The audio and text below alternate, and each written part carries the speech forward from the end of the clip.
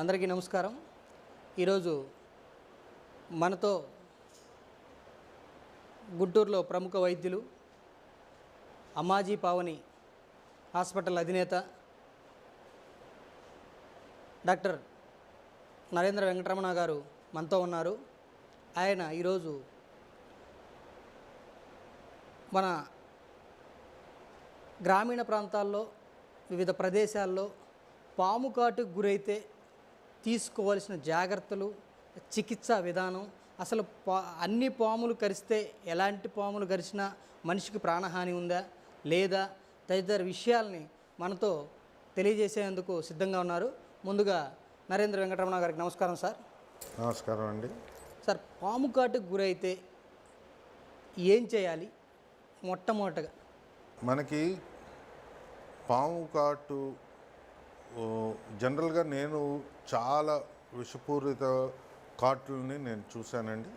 ప్రస్తుతానికి ఈ 25 ఇయర్స్లో ఆల్మోస్ట్ ఆల్ ఒక 6,000-7,000 కేసులు ఆఫ్ పాము కాటులను చూశాను, ట్రీట్ చేశాను. అయితే మీరు అడిగింది చాలా కరెక్ట్ క్వశ్చన్. మన ఆంధ్రప్రదేశ్ ప్రపంచ ఇండియాలోని 3rd ప్లేస్ ఇన్ 3వ స్థానంలో నుంచుంటుంది పాము కాటులు. గ్రామీణ వాతావరణంలో పొలం పనులు చేసుకునే వాళ్ళకి ఎక్కువగా పాము కాటులు గురవుతుంటారు. అయితే దీంట్లో ఏది విషము, ఏది విషపూరితమో, ఏది విషం లేని పాము కాటు అనేది గుర్తించడం అనేది ఫస్ట్ ఇది. అయితే దీనికి మనం తెలుసుకోవాల్సింది ఏంటి అంటే, మనకి విషపూరిత పాములు 4 రకాలే ఉన్నాయి. ఒకటి కోబ్రా. మనకి 4 రకాల పాము కాట్లు ఉన్నాయండి, విషపూరిత పాము కాట్లు. ఒకటి కోబ్రా, 2 క్రైట్ అంటే కట్లపాము అంటాం మనం, కోబ్రా అంటే నాగుపాము అంటాం. 3 వైపర్ అంటే రక్తపింజరి అని చెప్పని మన నాలెడ్జ్లో మామూలుగా అంటుంటారు. 4 సీ స్నేక్ అంటే సముద్రపు పాము. ఈ 4 తప్పితే, ఈ 4 జాతులు తప్పితే వేరే విషపూరితమైనవి లేవు. మనకి మోర్ దెన్ 200 జాతులు పాములు ఉన్నాయి మనకి. కానీ అన్ని పాములు విషపూరితం కాదు. విషపూరిత పాము ఎలాపిడే, కోబ్రే అండ్ నాజహాన్ అంటే కోబ్రా సంబంధించింది.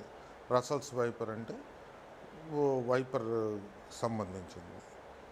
అయితే మనకి ఎక్కువగా మన ఆంధ్రప్రదేశ్ రాష్ట్రంలో వైపర్ బైట్స్ ఎక్కువ ఉంటాయి, కోబ్రా బైట్స్ తక్కువ ఉంటాయి. అలాగే కట్లపాము అంటే క్రైట్, ఇది కూడా తక్కువే.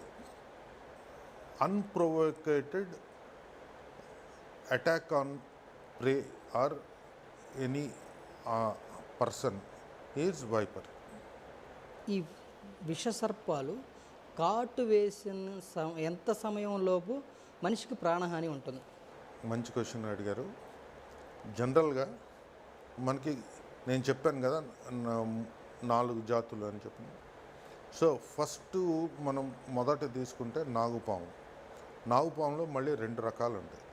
ఒకటి కింగ్ కోబ్రా అనేది, రెండోదేమో బైస్పెక్టికల్ అండ్ మోనోస్పెక్టికల్ కోబ్రా అని చెప్పి.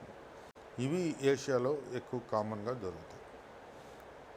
ఈ కోబ్రా అనేదానికి ఏంటి అంటే respiratory paralysis, neurotoxic as well as cardiotoxic, 20% of haematotoxic అంటే రక్తం ప్రాబ్లం ఉంటుంది. సో ప్రిడామినెంట్గా నాగుపాము కాటే, కానీ రెస్పిరేటరీ మజిల్స్ అంటే నరాలు దెబ్బతింటాం, అలాగే కార్డియాక్ దెబ్బతింటాం. సో కింగ్ కోబ్రా కాట్ చేస్తే నిమిషాల్లో చనిపోతారు. అదే బైస్పెక్టికల్ కోబ్రా కరిస్తే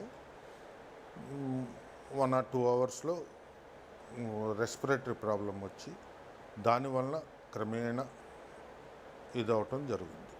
అలాగే నెక్స్ట్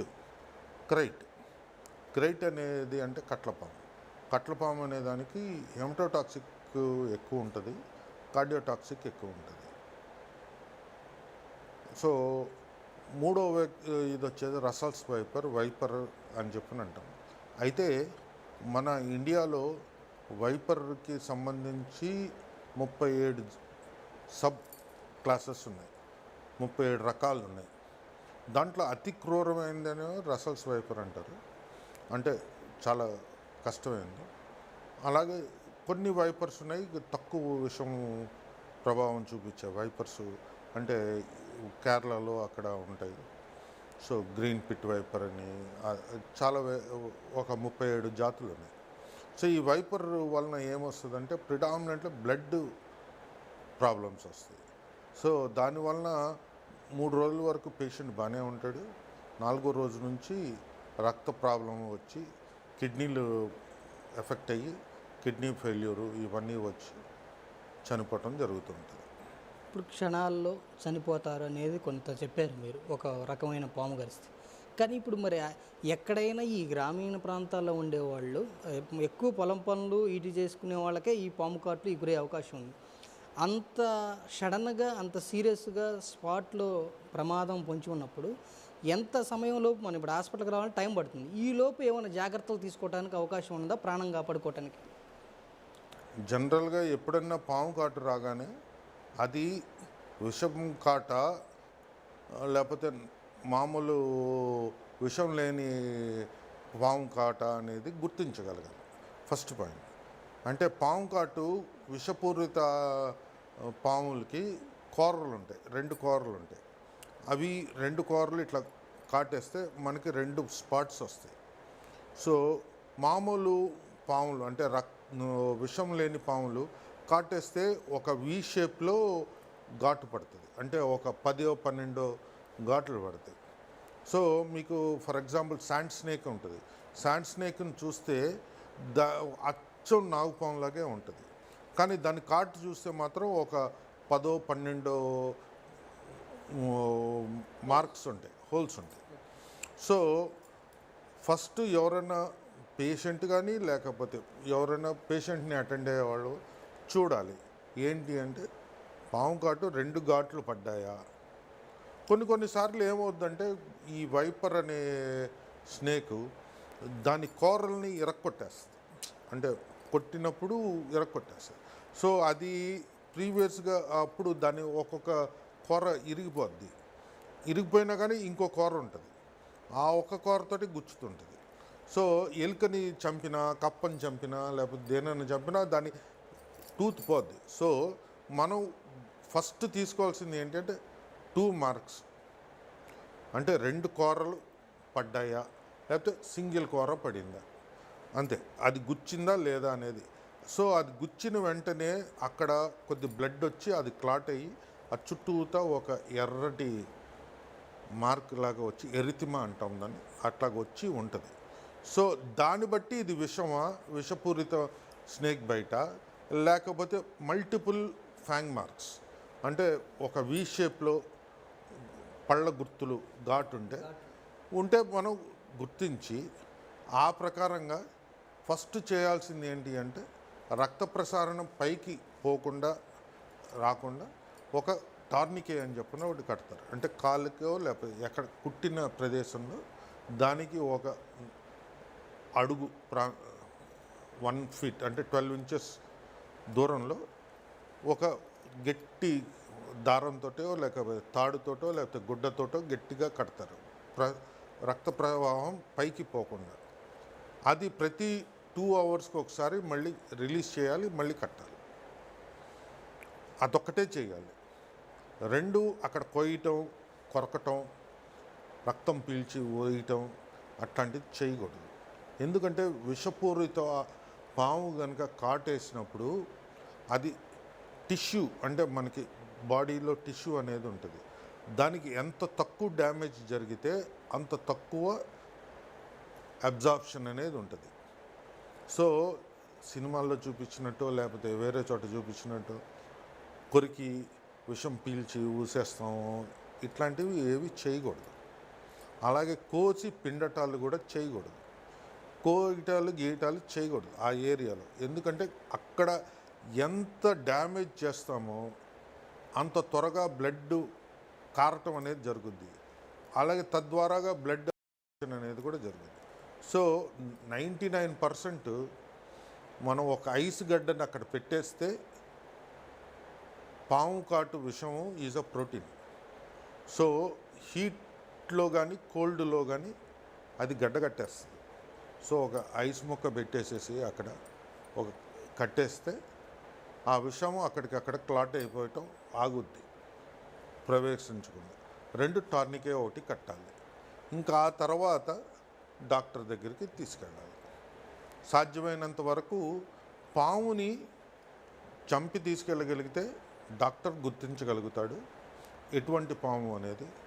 లేదంటే అక్కడ కాటేసిన దీని ప్రకారంగా మేము వైద్యులు ఎప్పుడు కూడా ఆ ఫ్యాంగ్ మార్క్స్ అంటే ఎంత వైడ్లో గుచ్చాయి, అంటే ఇంత వైడ్లో గుచ్చితే నాగుపాము, ఇంత దగ్గరలో గుచ్చితే క్రైట్, ఇంత డిస్టెన్స్లో గుచ్చితే కాటేస్తే వైపర్ అని చెప్పని క్యాలిక్యులేట్ చేస్తాం.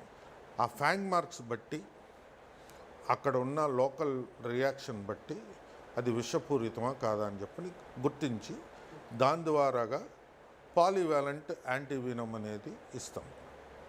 చాలాసార్లు చాలా చోట్ల ఫామ్స్ అంటే ఈ ఈ ప్లాంటేషన్స్ కానీ ఫామ్స్ కానీ ఇట్లాంటి ఉన్న చోట్ల వాళ్ళకి గవర్నమెంట్ ఉచితంగానే పాలివాలెంట్ యాంటీ స్నేక్ వీనం వైల్స్ ఇస్తాయి. లేదా ప్రతి పిహెచ్సిలో పాలివాలెంట్ యాంటీ వీనం ఉంటుంది. సో దాన్ని వెంటనే ఇప్పించి కాంప్లికేషన్స్ బట్టి వేరే హాస్పిటల్స్కి, పెద్ద హాస్పిటల్స్కి తరలిస్తారు. సార్, పాము కాటు వేయగానే ముఖ్యంగా మనిషిలో జరిగే మార్పులు ఏంటి? పాము కాటు వలన చాలామంది ఆందోళనతోటిను యాంగ్జైటీతోటి హార్ట్ రేట్ పెంచుకొని చనిపోతారు. సో పాము కాటు రాగానే లింబు ఎక్కడైతే కాటేసిందో అది గ్రావిటీ కింద పెట్టి మనిషి హార్ట్ని దానికన్నా ఎలివేషన్ ప్లేస్లోకి పెట్టి పేషెంట్ని కామ్ చేయాలి. ఫస్ట్ అంటే ఆందోళన చెందకుండా సూదనంగా చేయాలి, రిలాక్స్ అవ్వాలి. 2 బ్లడ్ సర్క్యులేషన్, తను ఆందోళన చెందే కొద్దీ హార్ట్ రేట్ పెరిగే కొద్దీ బ్లడ్ సర్క్యులేషన్ ఎక్కువ అవ్వటంతో విషం త్వరగా పాకటం, త్వరగా ప్రభావం చూపించడం జరుగుద్ది.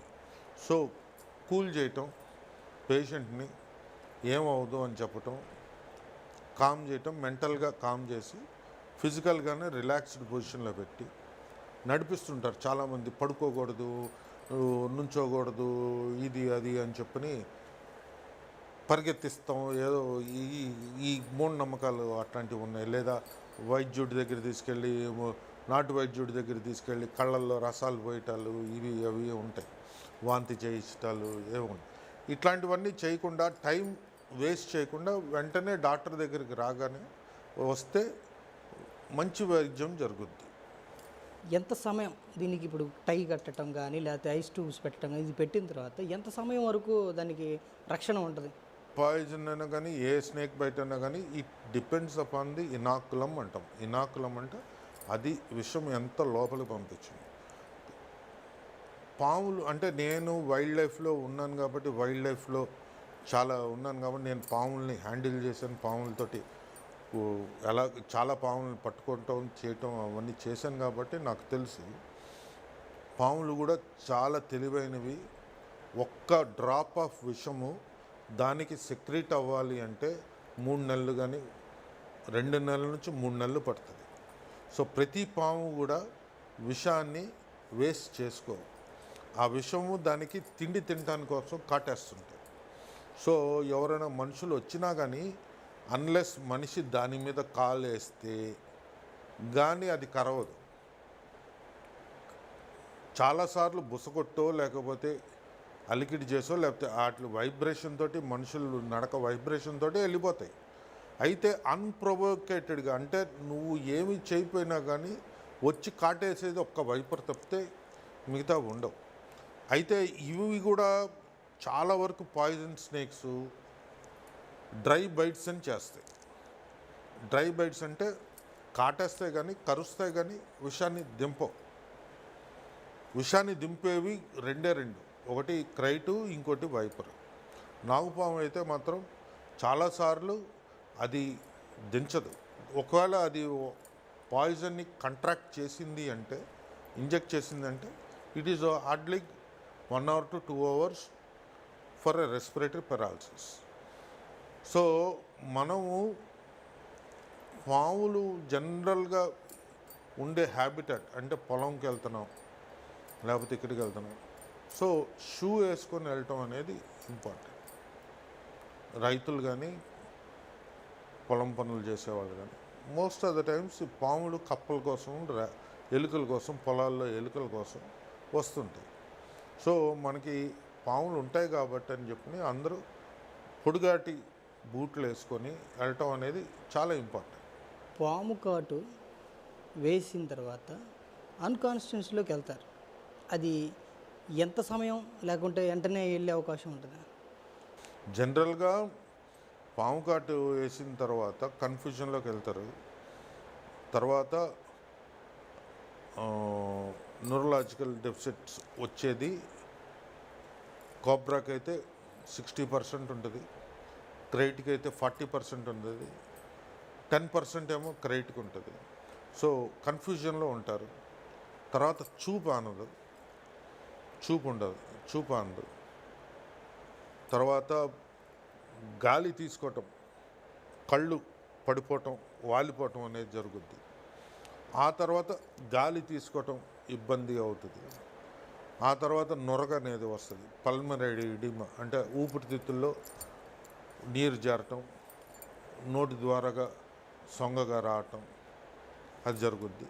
ఆ తర్వాత రెస్పిరేటరీ పెరాలసిస్, అన్కాన్షియస్ అవుతుంది. అది జరగడానికి 3-4 hours పడుతుంది, 2-3 hours పడుతుంది.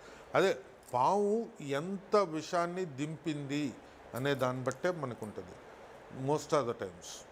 దాన్ని కొందరు పాముని గట్టిగా పట్టుకుంటారు, పట్టుకునే దీంట్లో మనల్ని వదిలించడానికి బాగా మల్టిపుల్ కాట్స్ వేస్తుంది, మల్టిపుల్ టైమ్స్ బైట్ చేస్తుంది. అలాంటప్పుడు విషం ఎక్కువ వెళ్తుంది. సింగిల్ బైట్, అన్ప్రొవోకేడ్ సింగిల్ బైట్ కాలు మీద పడింది. సో అలాంటి టైంలో 2-3 hours పైనే జరుగుద్ది, టైం ఉంటుంది. సో పేషెంట్ ఆందోళన చెందకుండా, పరిగెత్తకుండా, గాబరా పడకుండా రిలాక్స్డ్గా ఉంటే చాలా టైం ఉంటుంది. సార్, ఈ పాములు పగబడతాయి అంటారు, వాస్తవం అసలు పగబట్టడం అనేది ఉంటుందా? పాములకి అసలు విజనే ఉండదండి. అది అంతా వైబ్రేషన్ ద్వారాగానే అది ఇది మోస్ట్ ఆఫ్ ద టైమ్స్. దాని నాలుగు ఇట్లా అంటుంటుంది ఎప్పుడు. ఎందుకు అంటే గ్రౌండ్ని మీద వచ్చే వైబ్రేషన్స్ ద్వారాగా అది జనరల్గా బిహేవ్ చేస్తూ ఉంటుంది. సో పాము ఈ మనిషి ఇది అని పగబట్టడం అనేది ఉండదండి. అది కళ్ళ అట్లాంటి ఏమీ లేదు. అది దాని సురక్షిత ప్లేస్కి వెళ్ళిపోవటానికే ఎప్పుడు ట్రై చేస్తుంటుంది, కానీ అది తిరిగి మన వైపుకి ఎప్పుడు రాదు. మన బిహేవియరు దాన్ని ఆందోళన చేసి అది ఎటు పోనీయకుండా చేసి చుట్టూ పెట్టి కూర్చున్నప్పుడు అది తిరిగి మన మీద దాన్ని ప్రొటెక్ట్ చేసుకోవటానికి మన మీద దాడి చేయవచ్చేమో, కానీ యాజ్ సచ్ మనకి జస్ట్ ఒక స్టిక్ సౌండ్కి అది ముందుకు వెళ్ళిపోతూ ఉంటుంది. చిన్న సౌండ్కి కూడా అది పక్కకి వెళ్ళిపోతుంటుంది. అంతేగాని అసలు పగబట్టడాలు అసలు అసాధ్యం అంట. ఉండవు. ఇప్పుడు ఈ క్వశ్చన్ చాలామందికి డౌట్.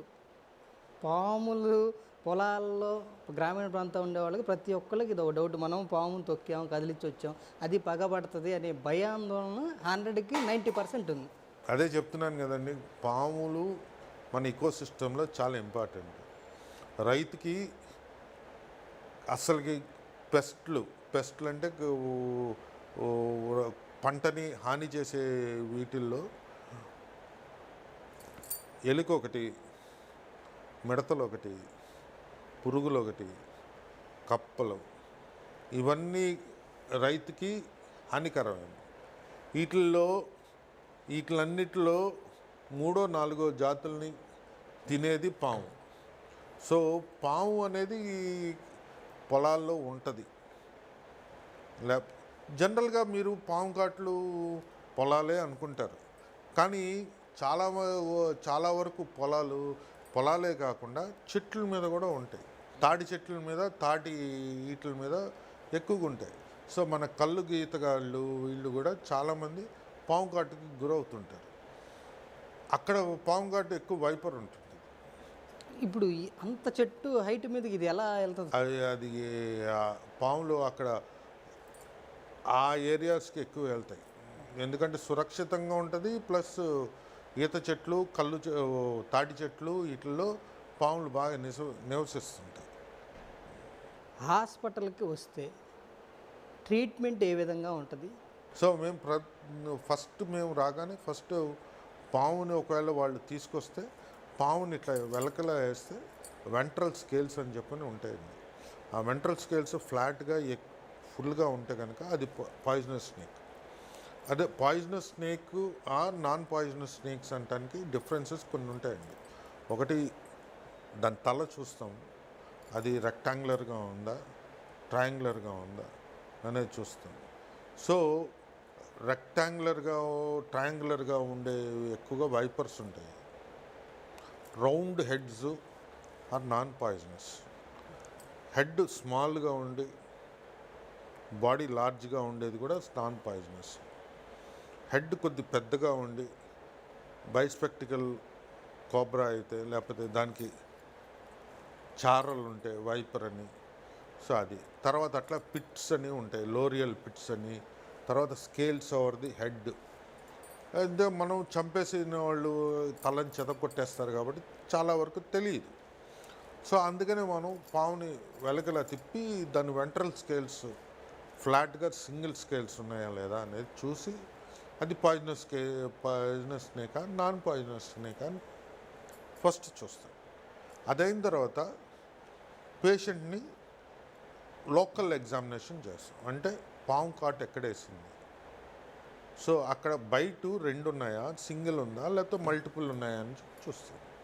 సో సింగిల్ను డబుల్ బైట్స్ ఉన్న వాటిని పాయిజనస్ కింద తీసుకుంటాం.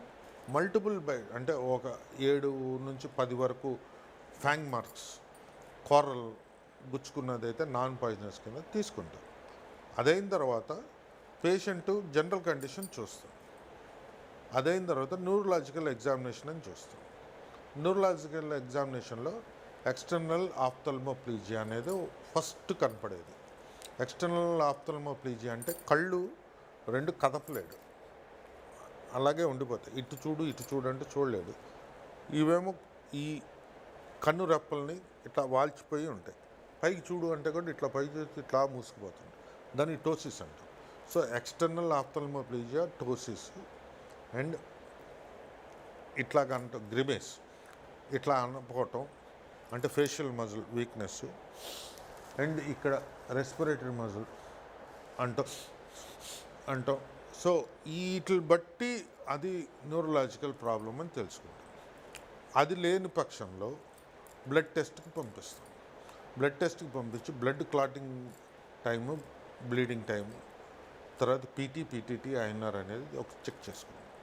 సో ఇవి గనక ఏమన్నా సైన్స్ కనబడతాయి, లేకపోతే సిపికే అంటే మజిల్ ప్రాబ్లమ్స్, ఇవి చెక్ చేసుకొని దాన్ని బట్టి యాంటీ స్నేక్ వినం అనేది వెంటనే స్టార్ట్ చేస్తాం.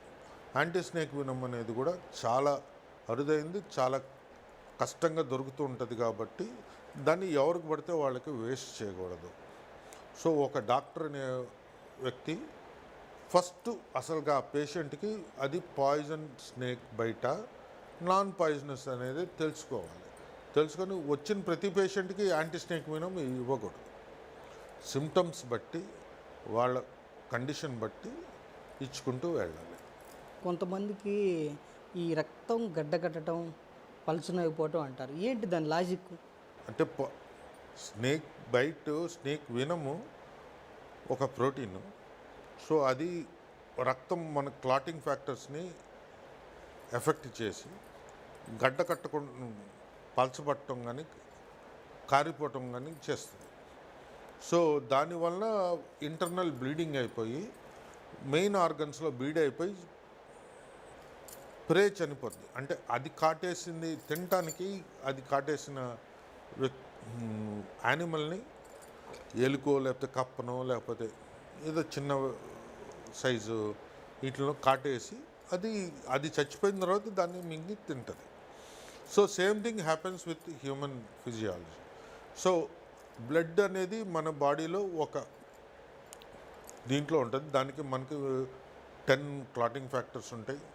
ఒక కాంప్లిమెంట్స్ ఒక 20 వరకు కాంప్లిమెంట్ సిస్టమ్ అనేది ఒకటి ఉంటుంది.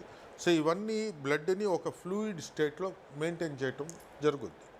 అయితే ఈ పాము కాటు వలన ఏమవుతుందంటే అది గడ్డ కట్టడం కానీ లేకపోతే పలచబడిపోయి కారిపోవటం కానీ జరుగుద్ది. సో ఎక్కడ పడితే క్యాపిలరీ లీక్ ఉండి బ్లీడింగ్ అయిపోయి ఇంటర్నల్ బ్లీడింగ్ అయిపోయి మనిషి చనిపోతుంది. ఇందాక మీరు చెప్పారు సార్, రైతులైతే పొలాలకి వెళ్ళేటప్పుడు షూ వేసుకోము అంటే ఇప్పుడు ఈ పాములు కాటేసే కూరలు ఎంత పర్సెంటేజ్ ఉంటే మన స్కిన్కి తగలకోకుండా రక్షణ ఉంటుంది? తోలు బూటు ఎటువంటి తోలు బూట్ అయినా కానీ లోపలికి పోదండి. అంటే ఆ పన్ను సైజు ఎంత ఉంటుంది అంటారు కాటేస్తే దాన్ని మనకు రీచ్ అవ్వాలంటే? పన్ను సైజు 1 ఇంచ్ కన్నా తక్కువే ఉంటుందండి. కానీ ఆ టఫ్నెస్ అంటే గట్టితనం అది లోపలికి పియర్స్ అవ్వగలగటం అనేది డెడ్ స్కిన్ అంటే తోలు బూటు ఎటువంటి తోలు బూటు ఉన్నా కానీ అట్లాంటి దాని నుంచి లోపలికి దిగదా సార్? దిగదు, చాలాసార్లు దిగదు. దిగినా కానీ దానివల్ల చాలా వరకు ప్రొటెక్షన్ వస్తుంది షూస్ వేసుకోవటం వల్ల. స్పోర్ట్స్ షూస్ వేసుకున్నా లేకపోతే తోలు షూస్ వేసుకున్నా ఎవరికి ఎటువంటి హాని రాదు. గమ్ బూట్స్ వేసుకున్నా ప్లాస్టిక్ బూట్లు వేసుకున్నా జరగదు. అయితే మిగతా కంట్రీస్ అన్నిట్లో అందరూ వేసుకుంటున్నారు. మన రైతులు ఇంకా వాళ్ళకి పాటు కాలేదు కాబట్టి విస్మరిస్తున్నారు. సార్ ఇప్పుడు వరకు మీరు ఎన్ని రకాల పాము కాట్లకి వైద్యం అందించారు? దాంట్లో సివియర్ ఎన్ని చూశారు? నేను దగ్గర ఒక 5,000 పైన కేసులు పాము కాట్లు ట్రీట్ చేశానండి ఈ 25 ఇయర్స్లో. దాంట్లో ప్రిడామినెంట్గా 70% వైపర్ బైట్స్ ఎక్కువ ఉంటాయండి మన రాష్ట్రంలో. ఒక 20% కోబ్రా బైట్స్ ఉంటాయండి. ఒక 10% క్రైట్ కట్లపాము అనేది చాలా తక్కువ అండి. కట్లపాము కలకత్తా వైపు లేకపోతే west Bengal eastern north eastern వైపుకి వెళ్తే వైపర్ ఎక్కువ క్రైట్ ఎక్కువ కనపడుతుంది. మనకి ఆంధ్ర రాష్ట్రం, తమిళనాడు, కేరళ, కర్ణాటక వైపర్ ఎక్కువ కనపడుతుందండి. Kerala and Kanyakumari and western ఘాట్స్కి వస్తే కింగ్ కోబ్రా కనపడుతుంది. కానీ most of the times king cobras కాటేయవండి. చాలా డేంజరస్ యానిమల్ అయినా కానీ కాటేయదు. దాని విషయం చాలా జాగ్రత్తగా చూసుకుంటుంది. ఒక కాటు 10 ఏనుగుల్ని చంపగలుగుద్ది, అంత విషయం ఉంటుంది దాని పవర్. అయితే కింగ్ కోబ్రా అనేది చాలా షై యానిమల్, జనరల్గా కాటేయదండి. అది ఆల్మోస్ట్ 20 అడుగులు ఉంటుంది, 20 అడుగులు పొడుగు ఉంటుంది. సో ఈ పాము కాటులు మనకి రాష్ట్రంలో వైపర్ ఎక్కువ ఉంది. సో ఈ వైపరు మనకి ఒక 6 రకాల వైపర్లు ఉన్నాయి. సో అన్ని విషపూరితలే, అన్ని కిడ్నీ ఫెయిల్యూర్కి వస్తాయి. అయితే నేను ఇప్పుడు వరకు ట్రీట్ చేసిన దాంట్లో పాము కాటుతోటి ఒక్క పేషెంట్ కూడా చనిపోలేదు. యాంటీ స్నేక్ వినం ఆల్మోస్ట్ 20 వైల్స్ నుంచి 30 వైల్స్ కూడా ఇచ్చాము. డయాలసిస్ 20 నుంచి 30 డయాలసిస్లు చేసాం. నాకు తెలిసి ఒక్క పాము కాటు కూడా డెత్ లేదండి. ఈ పాము కాటుకి ట్రీట్మెంట్ తీసుకున్న తర్వాత ఎలాంటి మార్పులు వస్తాయి? తర్వాత ఏమన్నా ఇబ్బందులు ఉంటాయా? వన్స్ పేషెంట్ రికవర్ అయిన తర్వాత ఎటువంటి మార్పులు ఏమీ ఉండవండి. అందరూ ఊరికే సైకలాజికల్గా భయపడటమో లేకపోతే దీంతో తప్పితే 99% ఎటువంటి ప్రాబ్లమ్స్ ఉండవండి. ఇప్పుడు ఈ మన ఆంధ్రప్రదేశ్లో ఉన్న ప్రజలకి పాము కాటుకు సంభవిస్తే ఎలాంటి చికిత్స లేకపోతే జాగ్రత్తలు తీసుకోవాలి ఏంటి? మీ సలహా ఏంటి, సూచనలు ఏంటి వారి కోసం? ఫస్ట్ పాయింట్, పాము కాటు రాగానే, పాము కాటు సంభవించిన వెంటనే నాటు వైద్యుల దగ్గరికో లేకపోతే ఆర్ఎంపీల దగ్గరికి వెళ్ళటం కన్నా కానీ ఫస్ట్ లోకల్ పిహెచ్సికి వెళ్ళిపోవటం. ఎందుకంటే రాష్ట్రం ఎటువంటి గవర్నమెంట్ వచ్చినా కానీ రాష్ట్రంలో పిహెచ్సిలో 2 యాంటీ స్నేక్ వినములు పెట్టడం, 2 నుంచి 10 పెట్టడం అనేది గత 10 ఏళ్ళుగా జరుగుతుందండి. సో వెంటనే యాంటీ స్నేక్ వినం అనేది ఉంటుందండి. సో అక్కడ డాక్టర్ చూడగానే ఆ యాంటీ స్నేక్ వినం అనేది ఇచ్చేసి ఆ తర్వాత రిక్వైర్మెంట్ ఉంటే కనుక పేషెంట్ని పెద్ద హాస్పిటల్కి తరలించడం జరుగుతుంది. సో టైమ్స్ ఎక్కువ వృధా చేయకుండా 2 పేషెంట్ కాలుకి ఒక్క తాడు లేకపోతే ఒక గుడ్డో కట్టేసేసి నాటు వైద్యాలు చేయకుండా, అక్కడ కొరక్కుండా, అక్కడ కొయ్యకుండా, పెండకుండా, ఎటువంటి ఇది చేయకుండా పేషెంట్ని జాగ్రత్తగా కనుక హాస్పిటల్కి తీసుకురాగలిగితే 100% క్యూర్ ఉంటుందండి. పేషెంట్ 100% రికవర్ అవుతారు. నమస్కారం సార్. ఈరోజు మనకి ఈ పాము కాటు సంభవిస్తే తీసుకోవాల్సిన జాగ్రత్తలు, అదే ఎలాంటి చికిత్స అందిస్తారు, ఎన్ని రకాల విషపూరిత పాములు ఉన్నాయి, విషం లేని విషరహిత పాములు ఉన్నాయనే దాని మీద పూర్తి విశ్లేషణ అందించారు మనకి డాక్టర్ నరేంద్ర వెంకటరమణ గారు. ప్రత్యేక ధన్యవాదాలు. Thank you sir. నమస్కారం. నమస్కారం.